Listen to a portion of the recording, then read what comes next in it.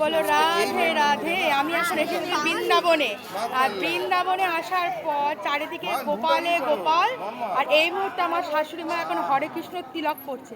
চলুন আপনাদের দেখাই কেমন সাজাচ্ছে, তিলক করাচ্ছে, সাজাচ্ছে।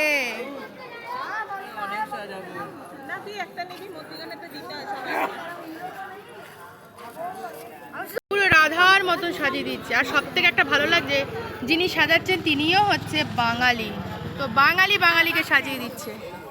বলে রাধে রাধে। তোমাকে তো বিয়ের কোণে সাজিয়ে দিচ্ছে মা।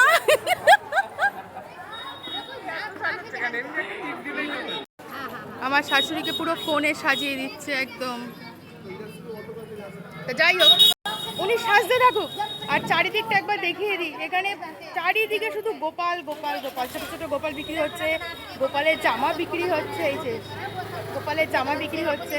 তাই আমাদের অনেক দিনের একটা মনস্কামনা আজকে পূর্ণ হতে যাচ্ছে। যদি হয়ে থাকে অবশ্যই আপনাদের সাথে আমি শেয়ার করব।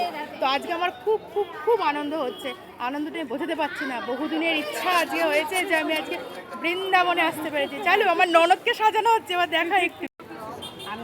বাহ বাহ বাহ, সুন্দর সুন্দর সুন্দর। ঠিক আছে, আবার পরে আসছি।